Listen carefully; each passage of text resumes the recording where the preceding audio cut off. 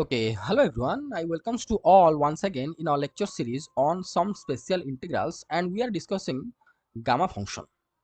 In our last two classes we have been discussed definition of gamma function and different forms of gamma function. Here this is one form of gamma function, this is second form, another form third form, and this is the fourth form, or this is also called as Wistar's form of gamma function. 1 by gamma n equal to n e to the power n mu. This is the infinite product summation of 1 plus n by k into e to the minus n by k. In detail we have been proved. In this lecture we are going to discuss properties of a gamma function, and here the first property I written that gamma n plus 1 will be equal to n gamma n, that we are going to prove uh, in this lecture. One by one, few properties are there, one by one we are going to discuss. Okay, so here we are going to prove that gamma n plus 1 will be equal to n gamma n. How it is? We know that in general gamma n is written as 0 to infinity x to the power n minus 1 into e to the power minus x dx, right? If we consider instead of n equal to gamma n plus 1, then if we consider n equal to n plus 1, then gamma n plus 1, what we can write, that 0 to infinity x to the power n plus 1 minus 1 into e to the power minus x dx, which will be equal to 0 to infinity x to the power n into e to the power minus x dx. Now this integral we are going to integrate with the help of by parts. Okay, and for the by parts we should remember this formula I let. This is the inverse logarithmic, arithmetic, trigonometric and exponential. So here a for arithmetic, here x to the power n is the arithmetic, so first function obviously x to the power n in this integral. So by the rule of the by parts, first function x to the power n, integration of second function e to the minus x will be minus e to the minus x, limit 0 to infinity, then minus double integration. So first integration I am going to write over here 0 to infinity, derivative of the first function, that is your x to the power n derivative is your x to the power n minus 1, and integration of e to the minus x is your minus e to the minus x dx. Here you can see if I'm going to put limit for this term, upper limit, if I'm going to put infinite over here, this is infinite, okay, but here whenever I'm going to put instead of x infinite, e to the minus infinite, this term will be 0. So the for upper limit this term 0, if I'll put lower limit, then 0, if I'll put over here also 0, so this term will be 0. Finally we found that here minus and here minus, and n is the constant, so plus n taken outside, 0 to infinity x to the power n minus 1 into e to the power minus x dx is equal to, this integral is nothing but gamma n, initially I have been written also, so this will be equal to n gamma n, hence proved. So the first property we have been proved. Now we are going to move towards the second property. Second property, property number second, we have to prove that gamma 1 equal to 1. Okay, this is very simple proof. That how we are going to prove, we know like that, we know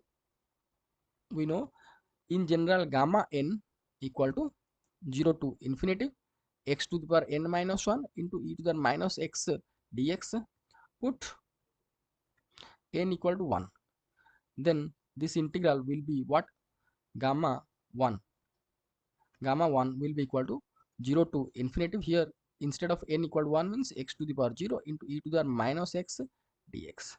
X to the power 0 is your 1, 0 to infinity e to the minus x dx, right? That implies gamma 1 will be equal to, here if I am going to integrate, then it will be minus e to the minus x limit 0 to infinity, right? So take minus common, So first limit, if I'm going to put e to the infinite, if I will put, it will e to the minus infinite minus e to the 0. So that implies gamma 1. Finally we found this. See, this e to the minus infinite value is 0 and e to the 0 is 1, here minus, so we found gamma 1 equal to 1.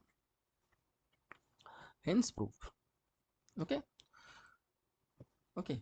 By using these two properties, a simple numerical we can do over here, that find, simple example here I'm going to write, find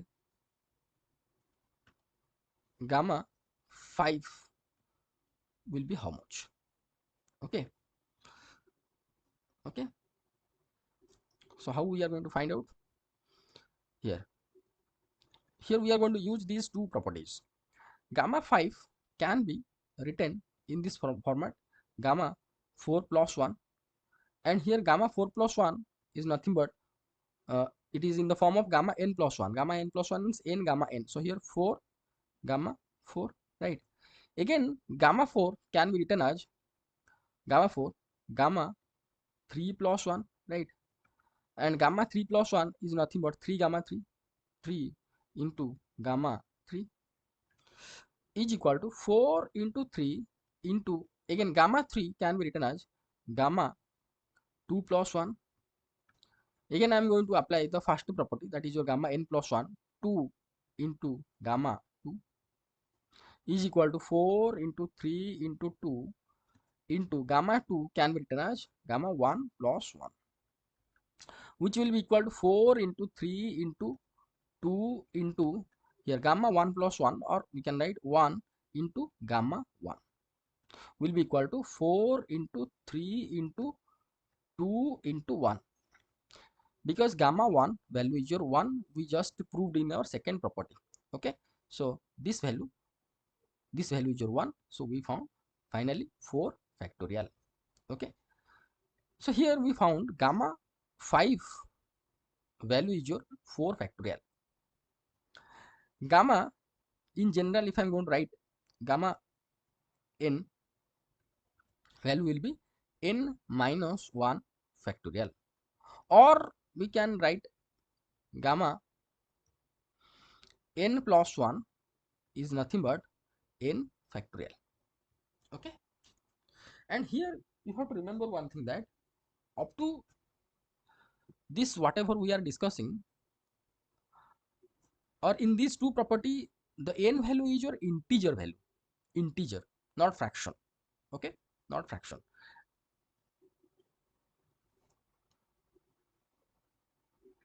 Now we are going to go for our next property, property number 3, that gamma 0, property number 3, gamma 0 not to be defined, that means your infinite. How it is? Here you can see,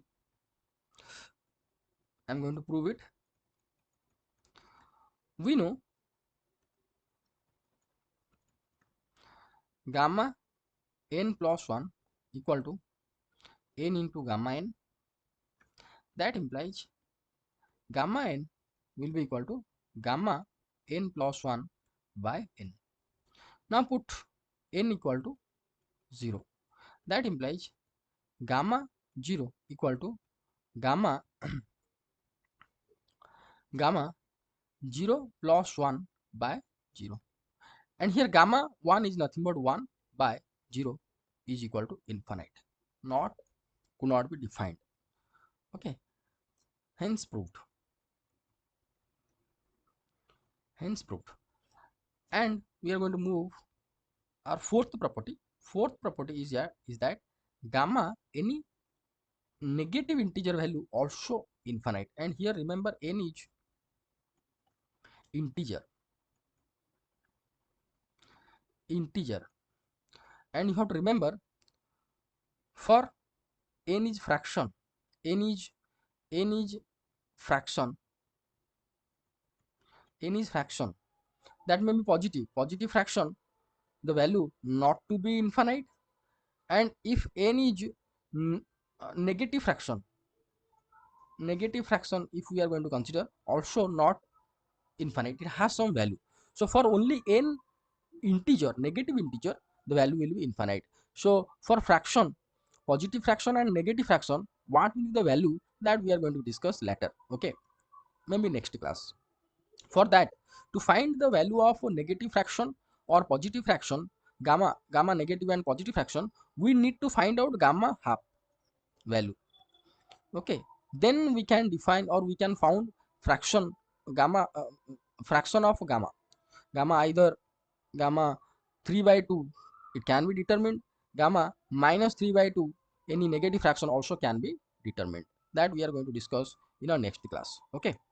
Okay, so here we are going to find out, if n is integer, any negative integer, gamma any negative integer, value will be how much? Infinite. How it will be? Here I am going to prove, very easy proof that one.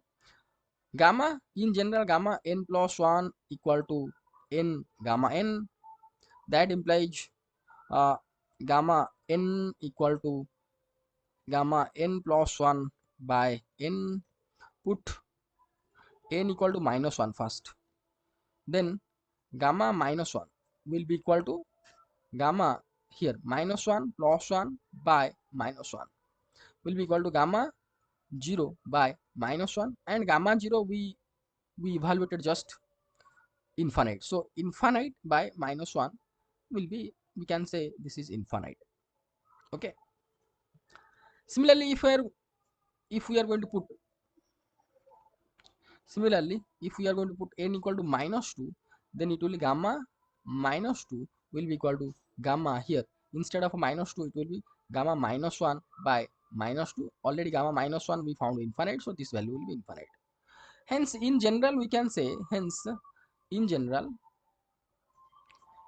we can write gamma any negative integer will be equal to infinite. Proved, okay.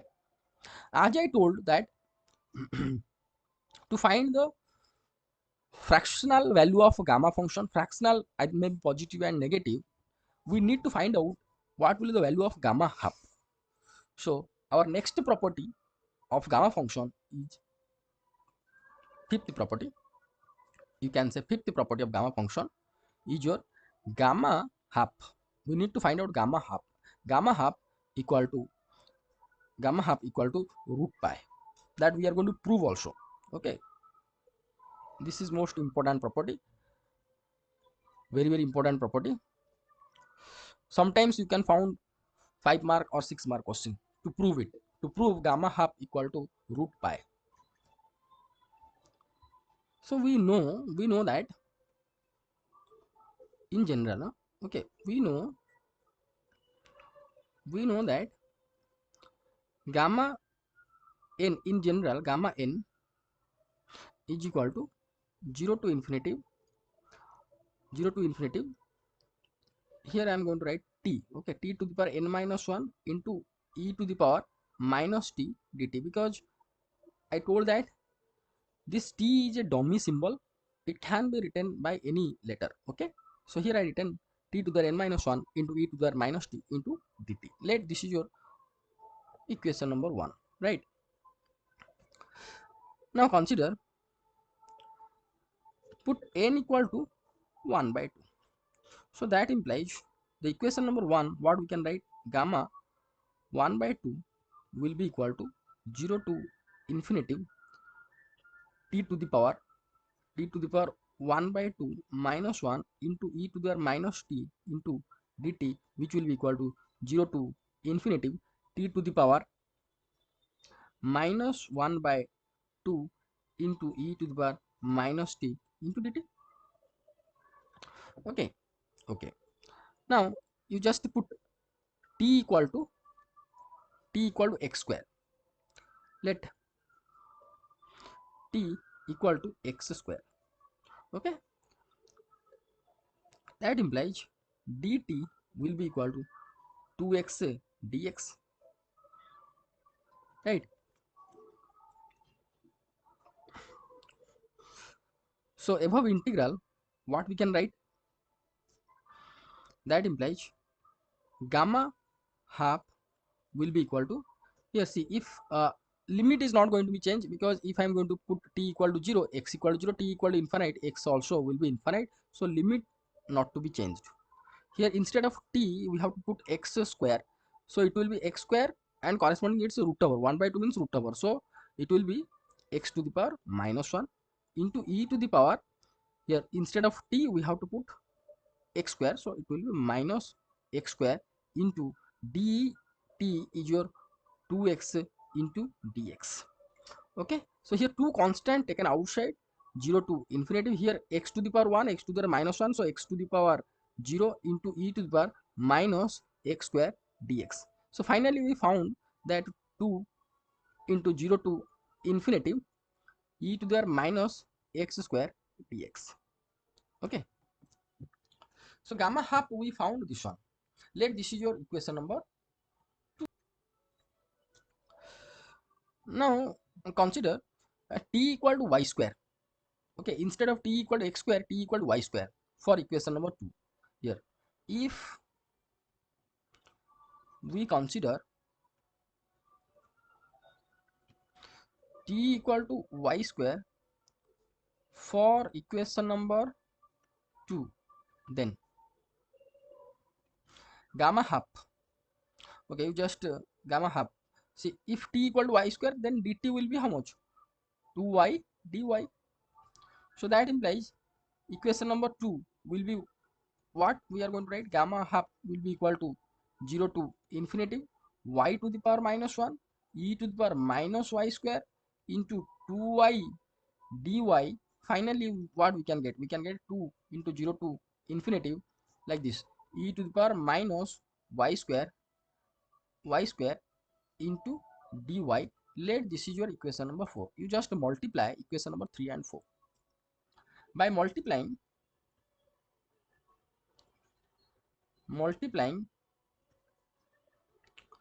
equation number 3 and 4, we get what we can get, that implies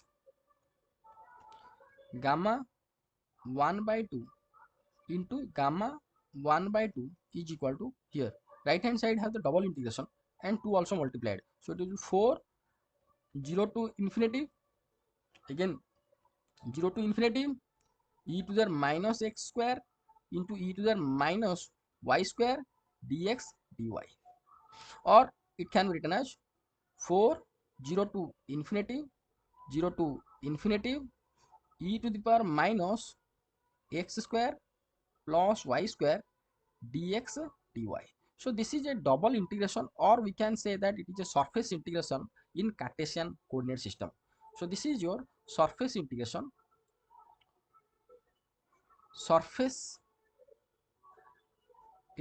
or area integration in Cartesian coordinate system. Now transform this equation, let this is equation number 5, and transform this equation number 5 to polar. Now transform equation number 5 to polar form. So whenever we are going to transform Cartesian to polar form, then this area element dx dy, or the so called dA, we can say this is the area element, is can be written as r into dr d theta. And here I am going to draw a simple figure that, see, limits are 0 to infinity, 0 to infinity, this is your x axis suppose, and this is your y axis. So x varies from 0 to infinity and y varies from 0 to infinite, that means it is in the first quadrant. Suppose this is your small area, this is your dx and dy, and I am going to convert whatever the integration 0 to infinity dx dy into polar form. Then here you can see this theta is going to change, this theta is going to be changed, or we can say this is your d theta is going to be changed.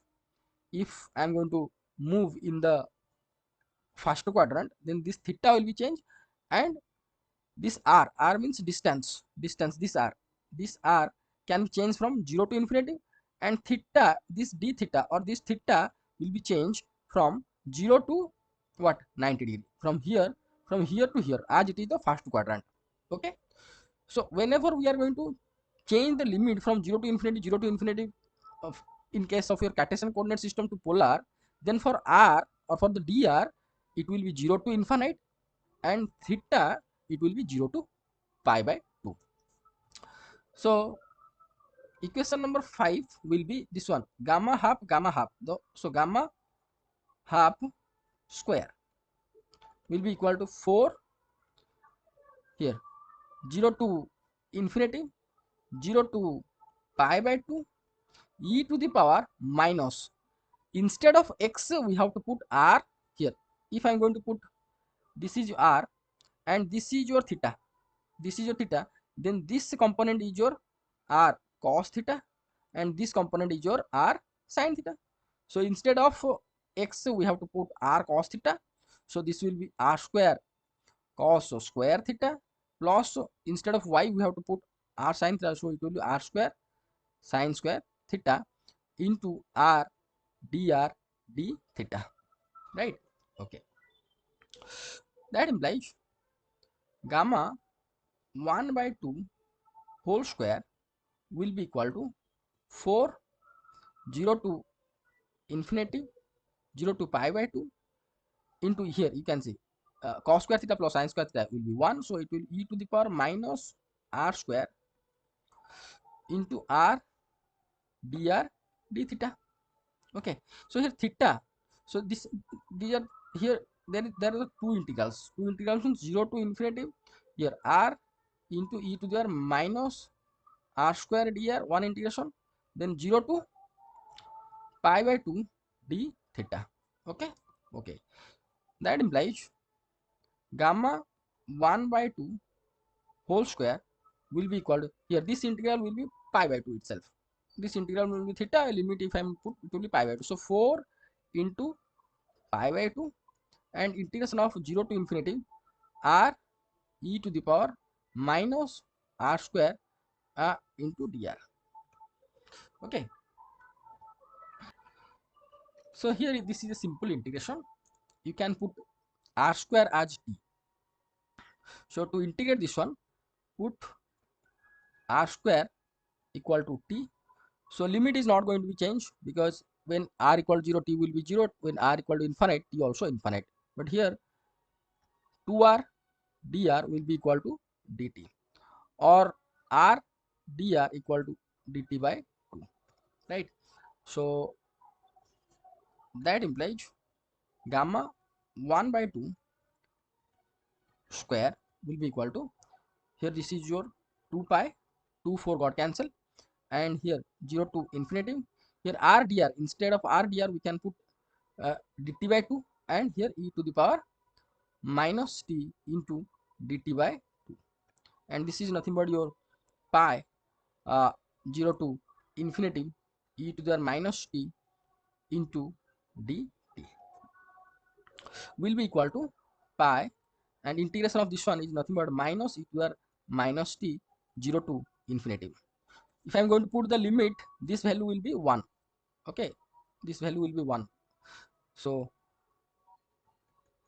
gamma 1 by 2 whole square will be equal to pi, this value, if I will put limit here, if I will put limit infinite, e to the infinite is your 0 minus of e to the, this one 0 minus of e to the already minus is there.